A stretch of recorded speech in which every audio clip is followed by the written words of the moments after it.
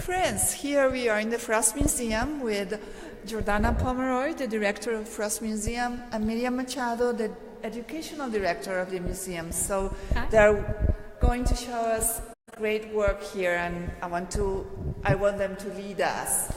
Okay, So, well, Miriam? thank you. Well, we are at the Continental Abstraction exhibition at the Frost Art Museum, which I, as an educator, absolutely love. This is the perfect way to introduce art to so many different nationalities that are here on our international campus. One of the things about art is that it is a universal language, and we can explore so many different ideas and cultures and even kinds of thoughts through different types of art. Here we have a perfect example of art that's just fun. And this is Kosice. He was born in Czechoslovakia, went to Argentina, and started a movement called Madi. And that was art that was really exploring kinetic sculpture, but also art that was just for fun and had shapes and no narrative. And as you can see, this is a lot of fun. Everyone's drawn to this. Would you like to tell us a little bit more about the actual exhibition? Well, Miriam, I would love the opportunity. We are actually, when I was a curator in Washington, D.C., I knew about the Art Museum of the Americas. And it's a wonderful jewel in D.C. And I, coincidentally, when I got down here, the new ambassador to the OAS, which is the sort of parent organization over the museum, came to us and approached us about serving as a venue for an exhibition. And I said, I know your collection really, really well, and we are the perfect venue at the Frost Art Museum FIU because we're in Miami, which is the gateway to Latin America.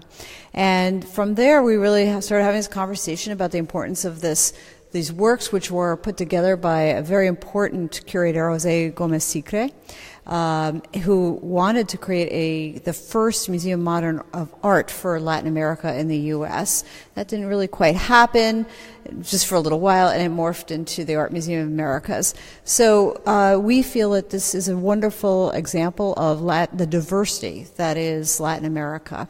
Latin America is not just it's just a term we sort of throw around, but this shows an extraordinary diversity, different visual languages, and I think Miriam is going to speak about a few objects on display. The other great thing about Jose Gomez Sicre's vision was that he also, as these artists were emerging at the time that he was collecting and have now since then become masters, is that he also collected women.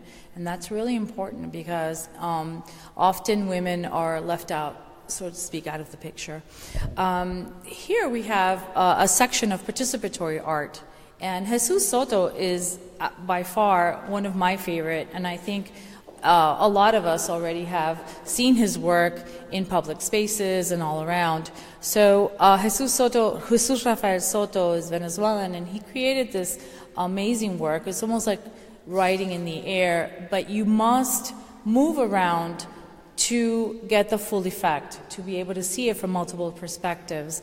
As an educator, you might imagine that this is a wonderful piece to introduce children who've never been to a museum, who've never had an opportunity to experience art in any way, shape, or form, and this gets them excited.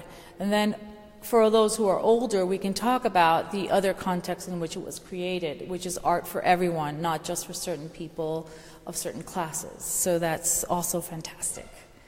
Miriam, yes. I see there Mata. Is that Mata's work? Yes, we have Roberto Mata. We have so many fabulous artists. We have Fernando de Sisto, who recently, unfortunately, passed away, who was really important bringing the Bauhaus to Latin America. And then we have Mata, who's working, in this particular case, just putting stains on the canvas. And just that is the guiding principle of his work to create different cosmos, different spirituality, images, and things that he just feels that that's where the paint takes him, and he follows. Yeah. We also have, on the other side, I think those are the ones that I think really resonate as well with our students. Which ones? Can you tell us? Yes. The work by Mabe. That work is really, and I must say, I think it's one of my favorite now. Yeah. Japanese artist Mabe, who works in a very unique way by placing the canvas on the floor, thinning paint, putting it on, taking it off. He was, at the age of 10, brought to Brazil, and historically many of the Japanese individuals were taken over to work in coffee plantations. But then he's become identified more culturally with Brazil than Japan. And while we're looking at this and, you know, studying the different shapes that he's placed on that canvas, the formal elements of it tell us that it's still some Asian influence coming out of a part of his culture. You can see it there in the way that he's created this work. And it just reminds us that, you know, again, that South America and the Caribbean are constantly fluid in terms of their own demographics. You know, I mean, Brazil has a huge Japanese, or Brazilian Japanese population, as does Peru. And these are, you know, issues or sort of that we should really be discussing in North America. It's a very funny thing where just some parts of the United States are just really starting to think about South America and not understanding that there's a very similar kind of history, you know, this sort of colonization, people coming over, working the coffee fields, the sugar plantations, and all this are distinctions, and that's really what our museum is doing through its exhibitions, many of its exhibitions. Immigration and cross-cultural. Yes, right? Yeah. And definitely creating dialogue amongst our students through art. Art is our magic tool that brings everyone in and welcomes everyone as well. And I think you are ambassadors of the artists into the world, and that's so important, right? Absolutely. That people can see what is done everywhere outside this city, right? Yeah. Yeah, absolutely. And it goes beyond the plastic, you know, the art itself, the object. It's about the person, about their life experiences, and how we all can relate as human beings, sharing different experiences of immigration or just life. And Gracia, to your point, a lot of the students here at FIU don't have a chance to travel. I mean, many of them are actually born elsewhere, and they've traveled, you know, to get to the United States, but then they're working very hard for their college education, and they're not traveling, so we have to bring the world to them in the museum.